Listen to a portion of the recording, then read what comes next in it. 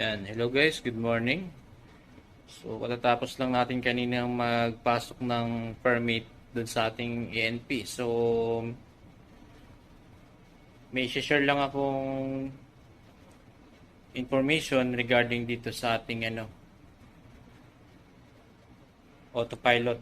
So, yung ating autopilot is Tokyo Keiki. So, papakita ko sa inyo guys kasi kadalasan tinatanong po ng mga port state, lalong-lalo na yung off course alarm dito sa ating autopilot. At the same time, ano ba yung mga pwede nating gawin once na ma-encounter natin yung steering failure. So, ito guys, kung makikita nyo, so depende sa model. May time kasi na yung steering motor is dalawa yung ginagamit. And may time naman na isa lang yung steering motor na ginagamit. So once na maka-encounter tayo ng steering failure, ang unang-una nating gagawin is ilalagay natin sa non-follow up yung ating ito. Lagay natin, nakahand yan, and ilalagay natin sa NFU or non-follow up. At the same time, double check natin yung steering motor natin kung naka-start ba. So may time kasi na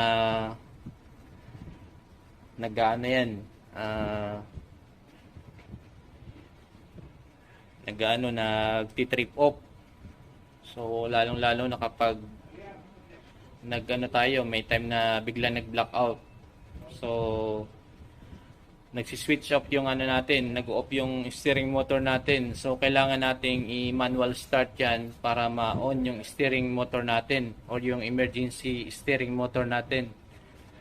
So mamaya nagdan follow up tayo. Yan, ito yung ginagamit natin kapag non-follow up. Ginagawa nga natin yung non-follow up pero naka-off pala yung steering motor natin or yung emergency steering motor natin.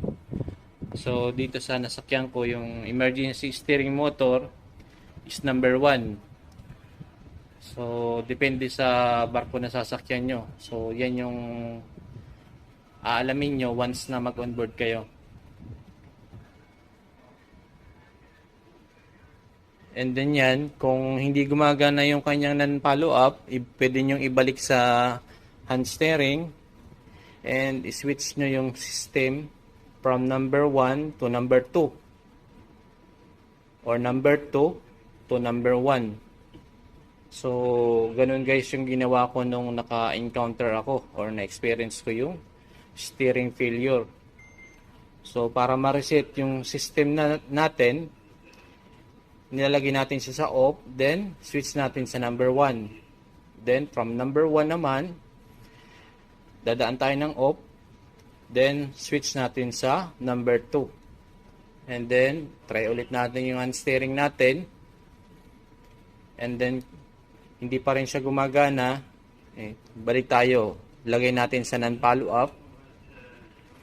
And then ito na yung gagamitin natin sa follow up. Yan. So, meron tayong stations. Bawat crew may designated na duties and responsibilities once na maka-experience tayo ng steering failure. So, meron forward station. Nagpo-proceed sila doon sa forward and meron dito sa steering para ima-manual yung steering natin dun sa steering room. And then direct communication naman dito sa bridge. Kukommand natin dun sa steering room kung starboard 5 ba, starboard 10, midship, port 5 or port 10. So depende sa command ni kapitan or command ng pilot. So ganun guys yung ginawa ko nung naka-encounter ako ng steering failure. Siguro 2 beses ko na-experience na magkaroon ng steering failure. So okay naman nung na-reset yung system, gumana naman yung hand steering. So yun lang guys yung masishare ko regarding dito sa ating autopilot. So may time kasi tulad ko na experience ko naka autopilot, bigla na lang lumaki yung alteration, so nagkaroon na pala ng failure. So ito pa rin guys yung isa kong i-share dito.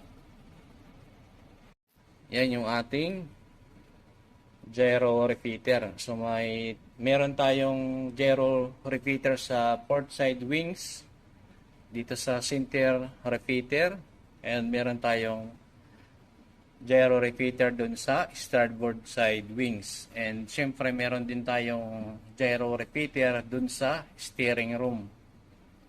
So yan, para ma-synchronize natin yan, kailangan muna nating i-off. Yan, kailangan muna nating i-off to. Yan, lagay nyo sa off. Then pag nalagay nyo na sa off, yan, ipopush natin to, and pwede nyo nang maikot kung anong gusto nyong heading para ma-synchronize natin dito sa 1441.1. So ganun guys yung tamang pag-synchronize ng gyro repeater. Yan, 144.1. And then once na ma-synchronize na natin, balik natin yung repeater natin sa on. Yan. Yan, naka-on na. So ganun din dito guys sa center repeater natin. So ipapakita ko ng sandali yung pag-adjust ng ating repeater dito sa center. Yan. Kung makikita nyo, yan, 144.1.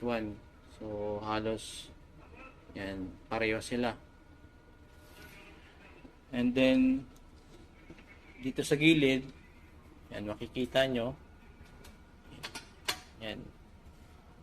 Kung makikita nyo yan, meron siyang parang spring. So, ipupush nyo lang yan. Ipupush nyo to. And then, iikutin nyo rin manual, tulad ng ginawa natin. Yan, ipupush nyo, then iikutin nyo para ma-synchronize natin yung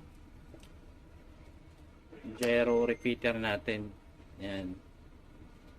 So, same lahat yan. Pag doon sa port side, starboard side, and doon sa steering motor natin, or doon sa steering room natin. So yan guys, balik tayo dito sa ating ipapakita ko sa inyo kung paano ba mag-generate ng off-course alarm. So ito guys, yung ating HDM and OCA. So ito guys, yung heading monitor alarm and off-course alarm. Yan. So ito guys, yung SSG. Yan. Makikita nyo, SSG. Yan yung ating steering system gyro compass. So yan yung meaning ng SSG. So steering system gyro compass. And then i-down natin. Display. And makikita nyo naman yung ASE, or yung external sensor true bearing natin. So ito guys yung ating magnetic true. And then balik tayo dun sa SSG. So yung SSG naman natin guys, yan yung ating gyro true. And yung ating ASE is yan yung ating magnetic true. Yan, kung makikita nyo, balik tayo dun sa SSG 144.1. Yan yung present heading natin ngayon. 144.1 and yung ASE naman is 140. So, para maka-generate tayo ng alarm, kailangan pumasok tayo dun sa minimum. So, ang minimum kasi guys is 5 degrees to 15 degrees yung heading monitor alarm and yung ating of course alarm. And punta tayo dun sa heading. Yan. So, yung heading natin is nakaset sa 10.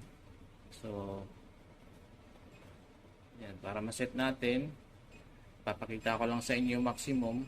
So, yan. Maximum niya is 15. And then, ang minimum naman niya is 5. Yan. So, once na hindi pumasok yung difference ng ating gyro through and magnetic through or yung SSG and yung ASE. So, pag hindi pumasok ng 5 degrees, ibig sabihin, hindi tayo makakapag-generate ng of course alarm. Yan.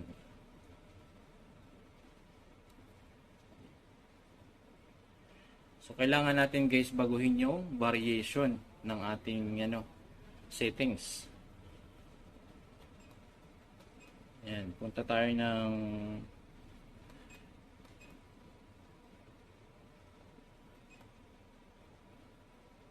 yan guys, yung ating of course alarm. So, nakaset din sa 10.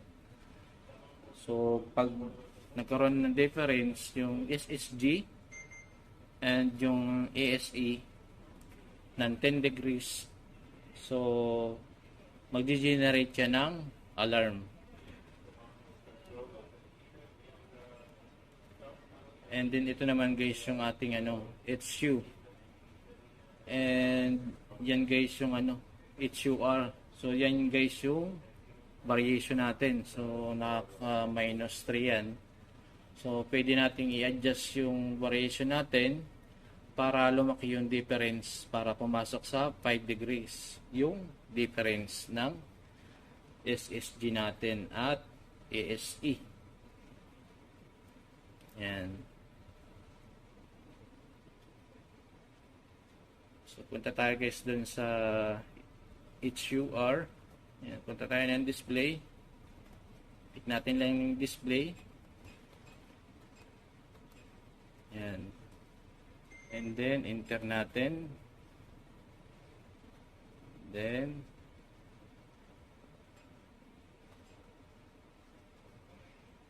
enter. Yan. Then, arrow up or arrow down lang tayo. So, gawin natin 5.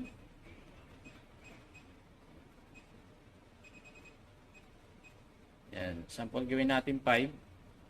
Set. And then, punta tayo na.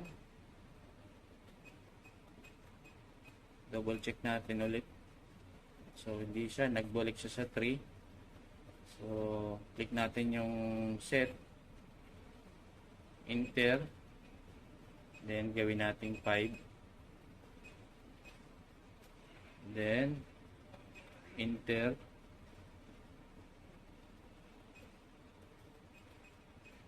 Double check ulit natin. So, yan guys. So, naka -5 na siya. And, punta tayo dun sa SSG 144 and 142. So, lalong lumapit yung difference nila. So, i-adjust ulit natin guys yung HUR or yung variation. So, punta tayo ng click lang natin yung display.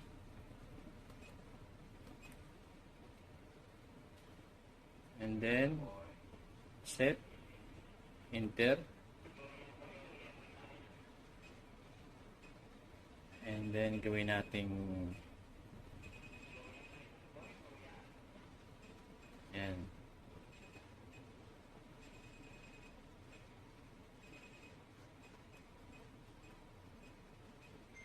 kanina is -3. So gawin naman natin ngayon +3. Yan. Enter natin.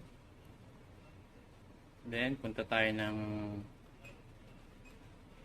SSG 144 and 134. So 10. Yung almost 10 yung difference. 144 and 134. So punta tayo guys ng heading and of course alarm. Set natin yan sa 5 or 10. So naka 10 na yan, okay na to kasi pasok naman guys yung SSG natin tsaka ASE, yung difference nila sa 10. So mag-a-alarm na yan once na i-autopilot natin. So balik natin dun sa heading. And medyo matagal nga lang kasi manual nating yan, yung heading naka 10 and yung of course alarm natin is nakaset sa 10. And kung makikita nyo, yung SSG natin is 144 and 134 naman yung ASE. So kapag in-autopilot natin yan guys, mag-a-alarm yung ating of course alarm. Yan. Lagyan natin sa auto.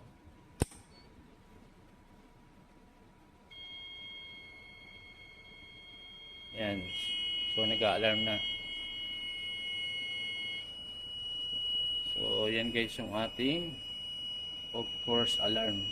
So pag na-reach niya yung settings na 10 degrees, mag-a-alarm yung ating heading monitor or yung ating of course alarm. Yan, acknowledge lang natin. Yan, acknowledge lang natin. And then balik tayo sa display. Balik tayo dun sa HUR. Yan.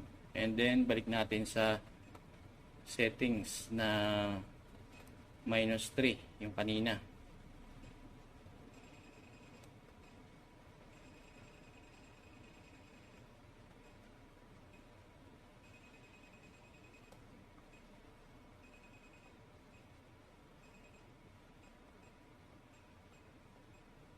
Yan, -3. Enter. So kung makita nyo, nawala na yung ilaw ng alarm. So and then balik nyo sa dati yung settings. Kung yung heading nyo is nakaset sa 5, 10, or 15, so balik nyo lang sa dating settings.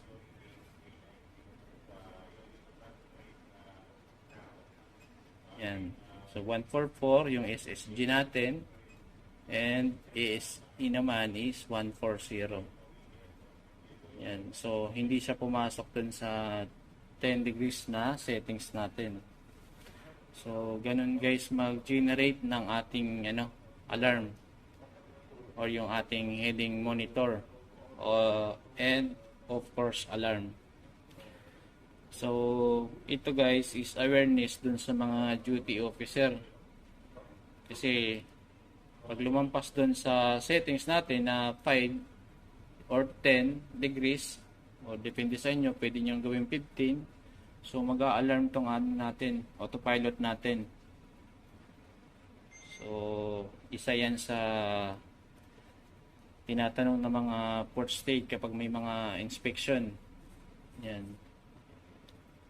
So iba't ibang model and iba't ibang maker, kanya-kanya sila ng procedure sa pag test ng of course alarm. So yun lang guys yung masishare ko regarding dito sa ating heading monitor and of course alarm. So tulad nung pinakita ko kanina, so meron tayong stations once na maka-experience tayo ng steering failure. So once na hindi na natin magawa ng paraan dito, so mayroong forward station, sira yung anchoring team. So Kung nasa malapit tayo sa mga coastal, so pwede tayong mag-drop na anchor. And meron naman dun sa steering room, so kadalasan second mate and yung other parties. So lalong-lalo na yung mga taga-engine. So dun kami sa steering room para kung ano man yung command ng bridge, so kami yung mag-execute dun sa steering room. So yun lang guys yung ma-share ko sa ngayon regarding dito sa ating heading and of course alarm ng ating autopilot. Thank you.